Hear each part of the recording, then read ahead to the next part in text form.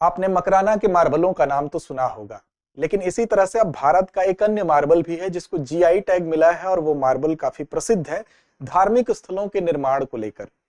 मकराना के बाद इस मार्बल की चर्चा हो रही है। ये मार्बल कौन सा है जिसको जीआई टैग हाल ही में प्रदान किया गया है? तो उसका नाम है अंबाजी मार्बल्स। अब अंबाजी मार्बल्स को जीआई टैग देने के पीछे क्या कारण थे, इसकी क्या महत्वपूर्ण खूबियां हैं जिसकी वजह से इसको जीआई टैग प्रदान किया गया, जीआई टैग कहते किसे हैं, क्यों दिया जाता है, और इसको मिलने के बाद इस मार्बल पर क्या प्रभाव पड़ेगा, इन सभी पक्षों को समझेंगे आज के इस वीडियो में। तो चलिए शुरुआत करते हैं। इसी खबर के आलोक में बात करते हैं कि अंबाजी मार्बल को क्यों मिला है जीआई टैग। सबसे पहले आप जानिए कि इसका संबंध कहां से है। तो इसका संबंध है जिस राज्य से, वो राज्य है गुजरात। तो गुजरात राज्य के अंबाजी मार्बल को जीआई टैग मिला है। किस राज्य से संबंधित है? तो गुजरात राज्य से इसका संबंध है। विशेष तौर पर अगर इस मार्बल का, जैसा कि नाम ही आप देख रहे हैं अंबाजी मार्बल, तो शक्तिपीठों में एक अंबाजी जो कि गुजरात में ही स्थित है, उसके आसपास के क्षेत्र में ये मार्बल पाया जाता है, उसकी खदानें हैं। इसकी वजह से इसको अब क्यों मिला है, क्वालिटी क्या है? सबसे पहले तो इसका नाम इस वजह से, अंबाजी के नाम पे ही, शक्तिपीठ के नाम पे ही उस क्षेत्र से इसकी उत्पत्ति होती है, इसलिए ये दिया गया है। लेकिन सवाल उठता है कि इसके क्या क्या वो गुण है जिसकी वजह से इसको विशेषता, ये इन विशेषताओं को कंसीडर किया गया है। तो सबसे पहले देखिए, जीआई टैग की अगर बात की जाती है तो वाणिज्य और उद्योग मंत्रालय के अंतर्गत ही जीआई रजिस्ट्री जो है उसी के द्वारा भारत में ये घोषणा की गई है कि इसको प्रदान किया गया है। सबसे पहले आप देख लीजिए कि ये जो शक्तिपीठ जिसका हम नाम ले रहे थे, उनके नाम पर ही उस क्षेत्र से पाए जाने वाले इस मार्बल का नामकरण हुआ है।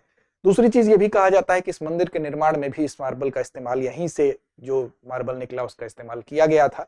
साथ ही साथ बनासकाठा डिस्ट्रिक्ट है जो कि गुजरात के उत्तरी भाग में स्थित है, यहीं पर यह शक्तिपीठ भी है और बनासकाठा में ही आसपास के जो पर्वतीय क्षेत्र हैं वहीं से इस मार्बल को की जो खदानें हैं वो स्थित हैं। अब इस मार्बल की अगर हम बात करें तो अंबाजी मार्बल जो है इसकी क्या गुणवत्ता है उस पर भी विचार करेंगे। बनासकाठा जिले में जो स्थित है marble query and factory association, basically उसी को ये प्रदान किया गया है, marble query and factory association. अब यहां पर देखिए इसकी क्या क्या गुण है। तो सबसे पहले तो ये जो इसका रंग है वो मिल्की व्हाइट है। इसकी गुणवत्ता में पहली अगर हम बात करें तो मिल्की व्हाइट कलर का है। दूसरा ये है कि सुंदरता तो इसकी है ही, साथ साथ इसकी मजबूती, क्योंकि जो इसमें उच्च कैल्शियम का संघटन है उसकी वजह से ये क्या होता है, मजबूत होता है। और इसीलिए जो मंदिर निर्माण, विशेष तौर पर चूंकि एक धार्मिक स्थल से जुड़ा हुआ इसका मामला है, तो इसलिए विशेष तौर पर जो धार्मिक जो मंदिरों का निर्माण होता है उसमें इस मार्बल का बहुत ज्यादा प्रयोग किया गया है। कई धार्मिक स्थलों में इसका प्रयोग किया गया है, कई स्मारकों में इसका प्रयोग किया गया है। और ये कहा जाता है कि इसकी जो खदानें हैं वो, उन खदानों की प्राचीनता जो है वो 1200 वर्षों से लेकर 1500 वर्षों पुरानी बताई जाती है। और ये भी कहा जाता है कि ये जो दिलवाड़ा के जैन मंदिर है संभवतः उसमें भी इसका प्रयोग किया गया था। अब कितनी सत्यता है ऐतिहासिक रूप से ये तो कहना उचित नहीं है, लेकिन यह है कि इसकी प्राचीनता हाँ जरूर 1200 से 1500 वर्ष पुरानी इसकी जो खदानें हैं वो, इसकी प्राचीनता वहां तक जाती है। साथ ही साथ भारतवर्ष में ही नहीं बल्कि विदेशों में भी अगर आप देखें तो चाहे मियामी हो गया, लॉस एंजल्स हो गया, बोस्टन हो गया, न्यूजीलैंड हो गया, इंग्लैंड हो गया, यहाँ पर भी इस मार्बल की डिमांड है और इस मार्बल का इस्तेमाल तमाम स्मारकों के निर्माण में किया जा रहा है। लेकिन भारत में अगर बात करें तो विशेष तौर पर जो धार्मिक स्थल हैं उनके निर्माण में इसका इस्तेमाल कई जगह पर किया गया है। तो यहाँ पर ये आप समझ गए इसके संबंध में। तो अंबाजी मार्बल को क्या मिला है, जीआई टैग मिला है। अब देखिए जीआई टैग मिलने से कुछ लाभ होते हैं, उस लाभ का फायदा अंबाजी मार्बल को मिलेगा। सवाल ये उठता है कि जीआई टैग क्या है, क्यों दिया जाता है, इसके पीछे का क्या कारण है। तो देखिए जीआई टैग का मतलब ये होता है कि किसी भी ज्योग्राफिकल इंडिकेशन, इसका मतलब ही होता है कि एक ऐसा चिन्ह होता है जिस चिन्ह को उस प्रोडक्ट को, उस उत्पाद पर यह चिन्ह लगा दिया जाता है जब इसको जीआई टैग दिया जाता है, जिसका कि विशिष्ट भौगोलिक क्षेत्र से संबंध होता है। यानी कि किसी खास क्षेत्र से पाए जाने वाले खास उत्पाद को दिए जाने वाला एक प्रकार का चिन्ह होता है, जो चिन्ह क्या दर्शाएगा, तो उस उत्पाद की गुणवत्ता, उस उत्पाद की प्रतिष्ठा और उस उत्पाद की विशेषज्ञता उसी मूल स्थान से संबद्ध होती है। यानी कि एक स्पेसिफाई कोई जगह हो गया, कोई मूल स्थान हो गया और यहीं पर पाए जाने वाला जो उत्पाद हो गया, यानी कि ये उत्पाद कहीं अन्य नहीं पाया जाता है और इसका जो भी गुण है, इसकी जो भी प्रतिष्ठा है और इसकी जो भी विशेषता है, ये सारी चीजें जो है किससे संबंधित है, इसी मूल स्थान से संबंधित हैं।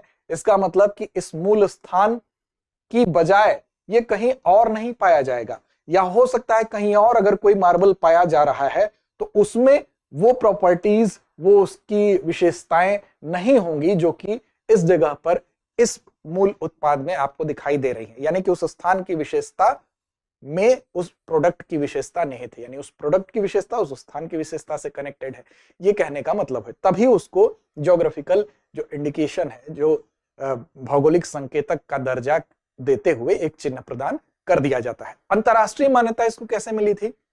तो देखिए, दो चीजें हैं, पेरिस कन्वेंशन और ट्रिप्स एग्रीमेंट, दो के तहत इसको स्थानीय मान्यता मिली थी, तो अंतरराष्ट्रीय मान्यता मिली थी। याद रखिएगा, एक तो पेरिस कन्वेंशन हो गया और दूसरा आपका क्या हो गया, ट्रिप्स हो गया। ये दो चीजें हैं जो इसको क्या देती हैं, अंतरराष्ट्रीय मान्यता प्रदान करती हैं। बौद्धिक संपदा अधिकार ट्रिप के रूप में इसको मान्यता औद्योगिक संपत्ति के संरक्षण के तहत जो पेरिस कन्वेंशन था और ट्रिप समझौता जो था उसके तहत इसको बौद्धिक अधिकार के रूप में भी उसके एक पहलू के रूप में भी स्वीकार किया जाता है, यानी इंटेलेक्चुअल प्रॉपर्टी राइट के एक पहलू के रूप में भी इसको स्वीकार किया जाता है। अब देखिए, यहां पर अगर हम बात करें तो ये कई क्षेत्रों में दिया, कई क्षेत्रों के प्रोडक्ट इसमें हो सकते हैं। कोई जरूरी नहीं है कि कोई कृषि उत्पाद ही होगा, कोई जरूरी नहीं कि केवल हाथ से बना हस्तशिल्प ही होगा, या कोई जरूरी नहीं है कि ये औद्योगिक उत्पाद ही होगा। तो इसमें कृषि उत्पाद भी हो सकते हैं, इसमें हस्तशिल्प से जुड़ी हुई चीजें भी हो सकती हैं, खाद्य पदार्थ भी हो सकता है। देखिए, गोवा के जैसे पेय पदार्थ की बात करें तो फेनी को मिला, इसी तरह से गोवा का जो काजू है उसको दिया गया था जीआई टैग। औद्योगिक उत्पाद भी हो सकता है, स्पिरिट हो सकता है, और भौगोलिक मूल के अनुरूप, मतलब जिस जगह पर यह पाया जाता है उसी के अनुरूप इसके विशिष्ट गुण बशर्ते होने चाहिए। तो कोई भी एग्रीकल्चरल प्रोडक्ट यानी कृषि उत्पाद, कोई भी हस्तशिल्प, कोई भी खाद्य पदार्थ, कोई भी औद्योगिक उत्पाद, कोई भी स्पिरिट, भौगोलिक मूल के रूप से अगर इसकी विशेषता, उसके गुण है तो वो दिया जा सकता है इन सभी श्रेणियों के अंतर्गत। तो याद रखिएगा, अब ज्योग्राफिकल जो इंडिकेशन है जीआई टैग की अगर बात करेंगे तो इसमें जीआई लोगो आप इसका यहां पर देख सकते हैं दिखाया गया, और इसका स्लोगन है अतुल्य भारत की अमूल्य निधि, ये इसका स्लोगन है, तो ये भी आप याद रखेंगे। अब सवाल उठता है कि जीआई टैग देने की प्रक्रिया क्या होती है। तो देखिए, जीआई टैग देने के लिए प्रक्रिया जो होगी, उस प्रक्रिया में सबसे पहले तो ये होगा कि जो भी उत्पादक समूह है या जो संघ है या संगठन है उसको क्या करना पड़ेगा, उसको आवेदन करना पड़ेगा।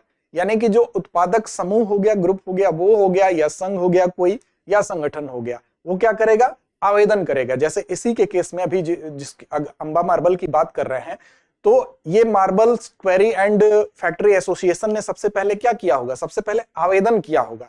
तो पहले चरण में आपको क्या करना होगा, आवेदन करना होगा, और उस आवेदन में आपको ये दिखाना पड़ेगा कि आपके पास ऐतिहासिक रिकॉर्ड है। यानी सबसे पहले क्या जरूरी है, सबसे पहले जरूरी है आपके पास कि आपके पास ऐतिहासिक रिकॉर्ड हो। इन चीजों को, जो बातें आप कह रहे हैं, उसका एक रिकॉर्ड प्रस्तुत करना होगा। दूसरी चीज क्या होनी चाहिए, ऐतिहासिक रिकॉर्ड के अलावा उत्पादन की जो विशिष्टता है उस क्षेत्र से संबद्ध है, तो उसका प्रूफ आपको देना पड़ेगा कि इसी क्षेत्र से इसकी विशिष्टता संबद्ध है, वो प्रूफ आप दे देंगे। इसके अलावा जो विस्तृत उत्पादन प्रक्रिया, यानी कि आप दिखाएंगे कि इसका उत्पादन किस तरह से हो रहा है, इसकी गुण क्या है, इसकी उत्पादन की विधियां क्या है, इन सारे चीज को आप यहाँ पर प्रस्तुत करेंगे।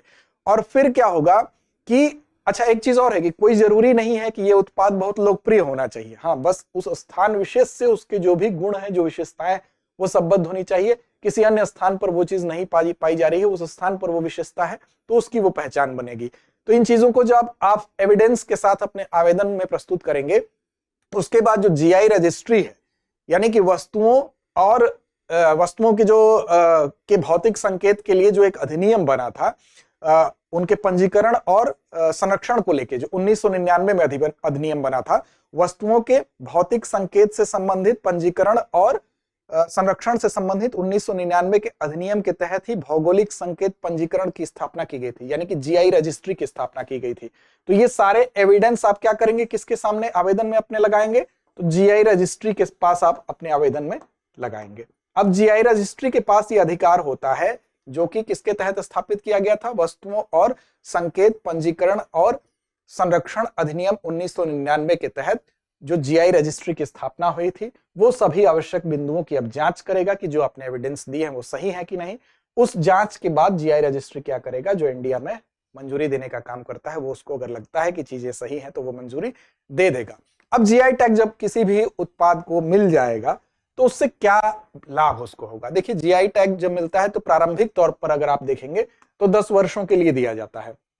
अब इन 10 वर्षों के बाद आप क्या कर सकते हैं? उसको अनिश्चित काल के लिए 10-10 वर्षों के बाद आप उसको रिन्यूअल करा सकते हैं। तो जीआई टैग प्रारंभिक तौर पर 10 वर्ष के लिए दिया जाता है। तो इस 10 वर्ष में सबसे पहले फायदा क्या होगा? देखिए, जीआई टैग मिलने का सबसे बड़ा फायदा यह होता है कि जिसको जीआई टैग मिल गया, अब उसके नाम पर कोई और फर्जीफिकेशन करके, जैसे गोवा का काजू है, अगर गोवा का काजू कोई अन्य व्यक्ति ये कह के बेचे कि ये गोवा का काजू है और गोवा के काजू को अगर जीआई टैग मिला हुआ है तो उसको कानूनन अब सजा भी दी जा सकती है। यानी कि जो फर्जीफिकेशन है वो नहीं हो पाएगा, कानूनी संरक्षण इसको मिल जाएगा। सबसे पहला फायदा तो ये मिलेगा कि कानूनी रूप से वो चीज संरक्षित हो जाएगी। अब कोई उसमें गैर कानूनी तरीके से उसका अवैध व्यापार नहीं कर पाएगा। जो नकली उत्पाद बना के लोग बेचते हैं, कहीं की कोई चीज अगर प्रसिद्ध होती है, अब उसके नाम पर अगर नकली कई चीजें खोल के और जबरदस्ती बेची जा रही है, जबकि वास्तविक उसकी गुणवत्ता, उसकी जो पहचान, उसकी विशेषता है उसमें नहीं है, तो उस चीज पर रोक लग जाती है। साथ ही साथ स्थानीय अर्थव्यवस्था को लाभ होता है क्योंकि इसकी एक ब्रांडिंग हो जाती है। जीआई टैग मिलने का मतलब हो गया कि उस स्थान के संबंधित उत्पाद को उसकी गुणवत्ता के आधार पर एक ऐसा मानक प्रदान किया गया है जो कि अंतर्राष्ट्रीय मानकों के हिसाब से भी बेहतर है। तो इसको एक अंतर्राष्ट्रीय स्तर पर कोई भी पर्यटक अगर कहीं घूमने जाता है तो वो पूछता है कि इस जगह की कौन सी चीज प्रसिद्ध है। तो जब उसको ये पता चलता है कि इसको जीआई टैग मिला हुआ है तो इसका मतलब कि उसमें कुछ विशेषता होगी। तो हम कह सकते हैं कि उसकी ब्रांडिंग हो जाती है, ब्रांड वैल्यू और एक पहचान बन जाती है। उससे क्या लाभ होगा? तो उससे स्थानीय अर्थव्यवस्था को लाभ होगा क्योंकि प्रत्यक्ष तौर पर उसकी जो बिक्री है वो बढ़ जाएगी। इसके अलावा अगर आप देखें, परंपरा और सांस्कृतिक विरासत की रक्षा तो होती ही है। कोई चीज अगर परंपरागत रूप से जुड़ी हुई है, प्राचीन समय से चली आ रही है, तो हम उसका संरक्षण करने में भी सक्षम होते हैं और ज्यादा से ज्यादा लोग अब उस व्यवसाय की तरफ संलग्न होना चाहते हैं क्योंकि उसकी डिमांड बढ़ जाती है। हम कह सकते हैं किसी भी चीज की ब्रांडिंग होने के बाद उसकी डिमांड बढ़ती है। तो परंपरा और सांस्कृतिक विरासत की रक्षा के साथ साथ ब्रांड वैल्यू उसकी बढ़ेगी और स्थानीय अर्थव्यवस्था को लाभ होगा, नकली उत्पादों पर रोक लगेगी और कानूनी संरक्षण इसको मिलेगा। तो ये तमाम ऐसे पहलू होते हैं जिसकी वजह से जीआई टैग मिलने के बाद हम कह सकते हैं कि कोई भी कृषि उत्पाद हो, हस्तशिल्प से संबंधित हो, खाद्य पदार्थ हो या औद्योगिक उत्पाद हो या स्पिरिट हो, इसको एक भौगोलिक रूप के अनुरूप जब इसके विशिष्ट गुण के आधार पर यह मान्यता मिलती है तो निस्संदेह उसकी ब्रांड वैल्यू बढ़ने की वजह से उसका हम कह सकते हैं कि व्यापार भी बढ़ता है और उसकी उन्नति होती है। अब चलिए अभ्यास प्रश्न आपके लिए छोड़ते हैं, कमेंट बॉक्स में इसका जवाब आप दीजिए। आपके ऊपर इसकी जिम्मेदारी छोड़ते हैं कि अंबाजी मार्बल का संबंध गुजरात के किस जिले से है। विकल्प आपके सामने है, कच्छ, साबरकांठा, नर्मदा या इनमें से कोई नहीं। तो इस प्रश्न का जवाब कमेंट बॉक्स में दीजिए। लड़ते रहिए अपने लक्ष्य की ओर, बढ़ते रहिए।